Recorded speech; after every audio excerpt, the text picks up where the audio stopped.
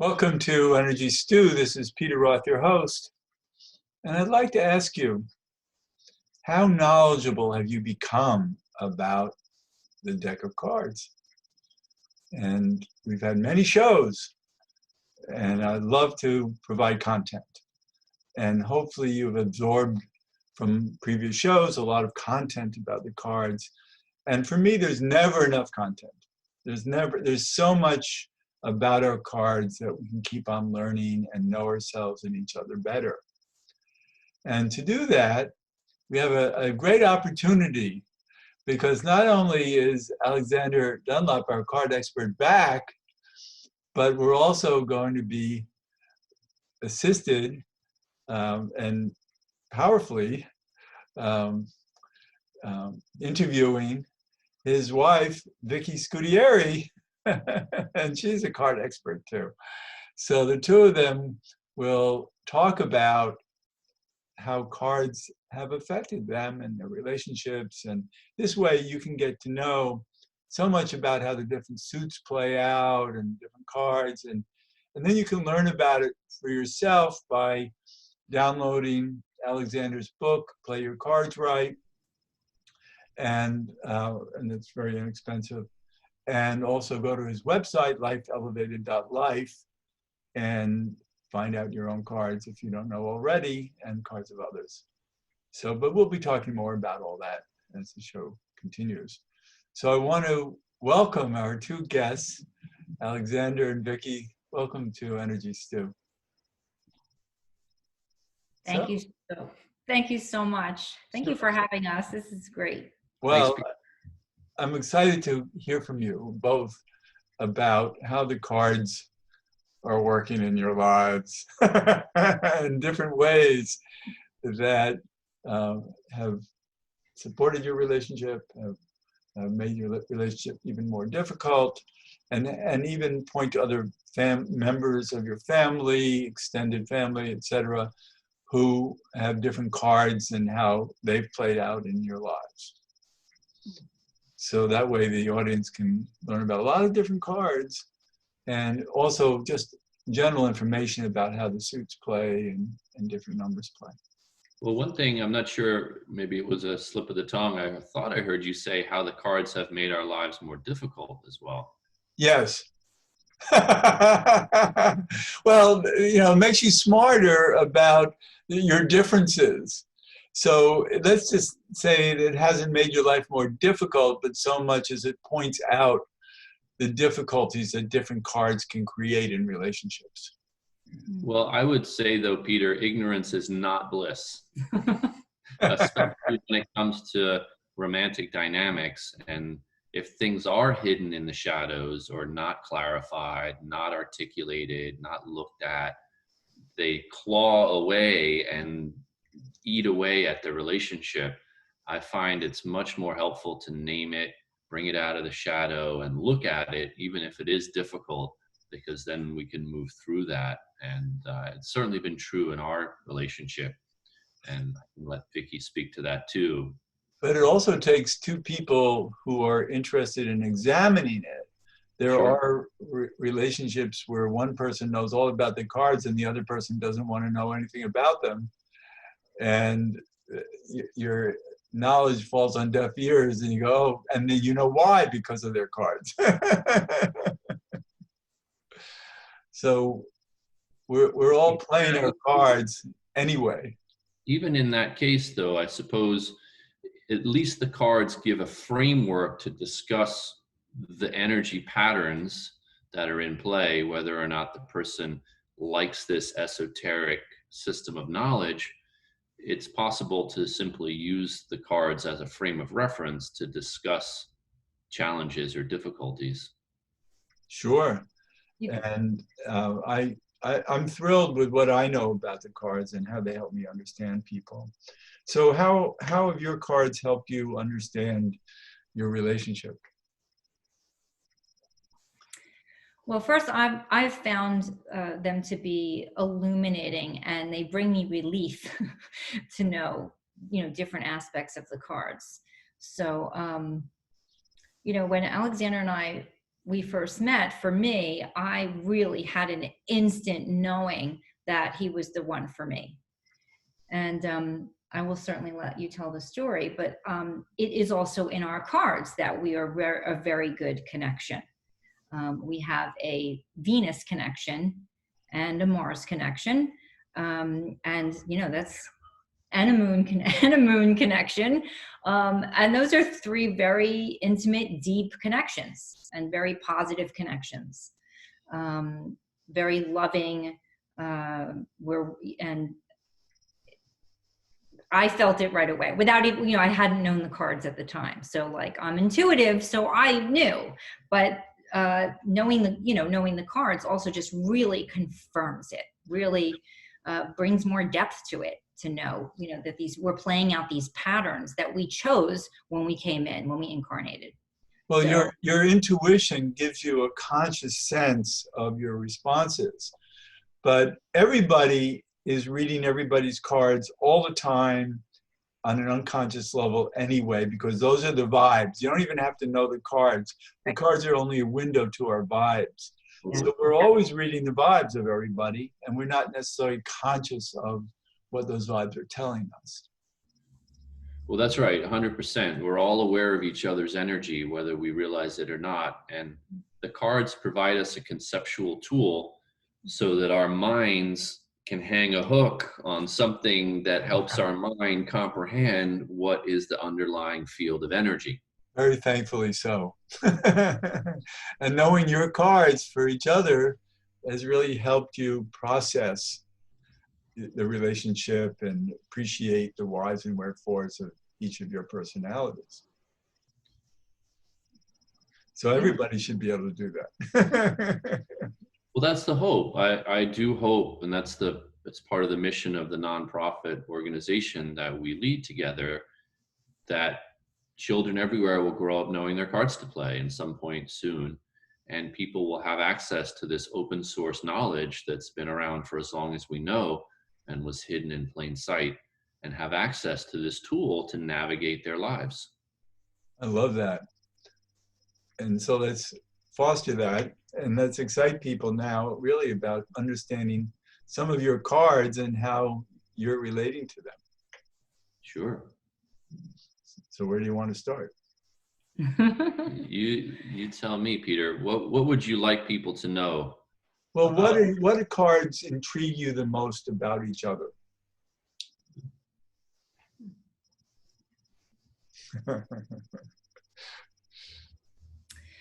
well, Alexander is my moon, and my moon is the 7 of clubs. And I feel very nourished with spiritual knowledge. I mean, So say what the cards are. I'm playing the 5 of diamonds. That's my birth card. And my moon is the 7 of clubs, and that's Alexander's personality card. And I love the 7 of clubs energy. I find it to be nourishing, spiritually nourishing, uplifting. I love knowledge. I love learning. So even just learning this system from him is very supportive for me. It's very nurturing for me. Sounds perfect. Perfect. Right. Well, what I did, Peter, because I didn't always know these cards, and I was married previously, and we fought like cats and dogs, and then I learned the cards, and I saw why, that we're just on different wavelengths and just didn't get each other. And then when I knew the cards, I thought, let me see if these cards are really true, and let me look for someone who has a perfect match for me in the cards energetically with the vibes, as you say. And I would ask women when I met them what their birthday was within the first few sentences. As I did Vicky, because I wanted to know, am I wasting my time here? I don't want to waste my time dating someone, even if there is some physical attraction. I want to know, is there an underlying truth that's going to unite us together? And I can utilize this toolkit to find that underlying connection that goes much deeper than any surface level attraction. So I use the tool that way, yeah. So what impressed you about her cards? So my birth card is the 9 of hearts. And as she said, her birth card is the 5 of diamonds.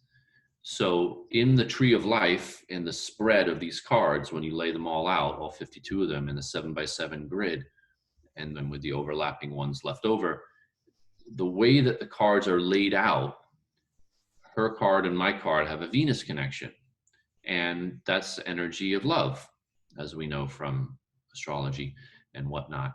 So the primary connection between us energetically, below any physical appearance, is going to be an energy of love. And so that's a very strong basis for any romantic dynamic or any relationship. You know, if you're in a situation at work and you have a Venus connection, that would mean you just work really well together, right? You really enjoy each other's company. You're on each other's wavelength. It doesn't have to be a romantic connection, but that Venus connection forms a strong basis for any relationship. So like, okay, I'm going to look for my Venus, or as Vicky said, the moon connection. That means the moon energy is the energy of nourishing and supporting. So we have that dynamic between us as well. There's a nourishment and a supporting dynamic in our relationship that's effortless. We don't have to try. We don't have to work for it, scrap for it, argue for it. And unfortunately, I see a lot of couples where that is true. And certainly I had that experience also, where we have to kind of fight to get what we want. And it's like trying to squeeze orange juice out of an apple.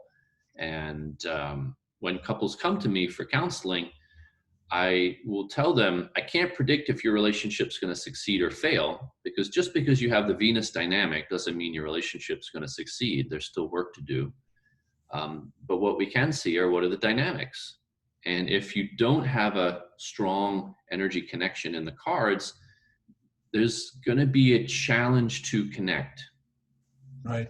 Now, there's one thing that I'm thinking of that's a more advanced knowledge of your cards together, is the synergy card, which is the greater purpose of the relationship, is the synergy between your two birth cards, and it's mathematically derived to come to the right card in the deck that is the synergy for you. So does that play a role that you know of to make your relationship successful? Absolutely. My synergy card is the 4 of diamonds. Alexander's synergy card is the 3 of diamonds. So we once again have a moon connection, with the 3 being the moon to the 4 and having that supportive energy. Okay, but what is the one synergy card together that you have? Do you know that? Together we make the Ace of Spades. Okay, I love that. Yeah. Wow. Wow, it's so perfect for the two. We initiate consciousness together. It's really fun. And that's calculated, Peter, as you know, by taking the solar value of the 9 of hearts, my birth card, and the solar value of her birth card, the 5 of diamonds. We add together these solar values, esoteric math, and the card that comes from our union is the Ace of Spades. And that has been very helpful, to answer your question, knowing that our relationship has the energy of the Ace of Spades. There's certain things that it means that we should be conscious of to do in our relationship dynamic. And one of them is to not seek advice from other people about our relationship. Because the ace is so singular. Yeah, it's got to be our own way, with our own consciousness, our own way of doing it, not what anyone else would do, trying to listen to anyone else's advice. Right, it's an important point for all aces, that they really need to operate in their own initiation. And I know a lot of aces, and they do that. That, you know, it's not like they're looking for consensus. Right. There has to be a singularity to what they're doing. And so our relationship has that. I got into trouble doing that in the beginning, asking for, like I would go to someone else, and it was not very empowering or helpful. But aces think they should, and then it doesn't work for them. Yeah, it didn't work. Right. So. And, because, what if you're in a relationship, an ace with a 2? Then, as or we're sitting three here, even. An ace with a three is difficult because then the ace can't feel separate as easily because the three wants to be so inclusive of everybody and everything in big ways. Is that well, not necessarily, Peter. Depending on the placement of the cards together, like a three of diamonds and an ace of spades would be very good together, or a three of hearts and an ace of clubs, because they have the moon connection, the way they're laid out in the tree of life. Oh, good. Well, that's because you're much more of an expert at this than I am. So it's about the dynamics, and I guess that's what we're focusing on. Yeah, no, I love that, and you bring so much depth to this, and that's what I really am looking for, is for the audience to really see how deep this goes and what can be understood about the dynamics of these cards. Yeah. Um, It's a very simple toolkit. I mean, it looks simple enough, but it's a fractal mathematical model of reality, and at any layer of depth that we take it, it's true, and it has a mathematical precision to it. Right, but also just to know the simplicity of each card is very valuable to help us move forward. And there are every step of the way is a great lesson and a great opportunity. Before we started the show, Vicky was talking about her discovery of her mother's cards and how that helped her relate to her mother better. And I want to hear from Vicky about that. Yeah, I mean, when I first learned this system, I was looking up everybody's cards in my life. Sure. And it just really shed so much light. And when I learned my mother's cards, it was just like, wow, I could just see her in a new way and appreciate her more and love her more and let go of anything I may have held on to around like childhood, or, like I wasn't, okay, so, Alexander is playing a heart, 9 of hearts. And I wasn't really used to that kind of way of loving, like that kind of energy, the heart energy of like touching and holding and feeling like very connected. And he loves to be touched as a 9 of hearts. That's a love language for him. And I didn't really grow up like that. Like my parents loved me so much, but they didn't really love me in that kind of way of like holding and in that way of loving someone. So when I saw that my mom was a two, both of her primary and her secondary card, she's the Queen of Clubs and the 5 of Clubs. So she's a double club. So for her, it's about intellectually stimulating conversation and, mentally stimulating and talking. And, it's just, and she's so like that. She's so passionate when she talks, and expresses her thoughts. So I could just see her in a completely different light, knowing her cards. Right, and what to expect from her that you never understood why. What not to expect, Exactly. Yeah.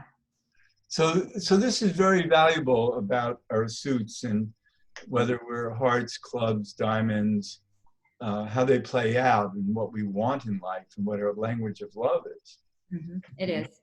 And, before, when we were talking about our Venus connection, I'm the 5 of diamonds and Alexander's the 9 of hearts. So like I said, I had this intuitive feeling that on a soul level, he is for me. And yet there were challenges because of the love languages. So the diamond love language and the heart love language are different. So it's been a real learning for me to learn what is the heart love language. Well, what's a diamond love language? So diamond love language would be like, Alexander brings me home a rock that he found on the street because he thought of me and it was shiny and pretty. Okay, like a physical thing he is bringing to me.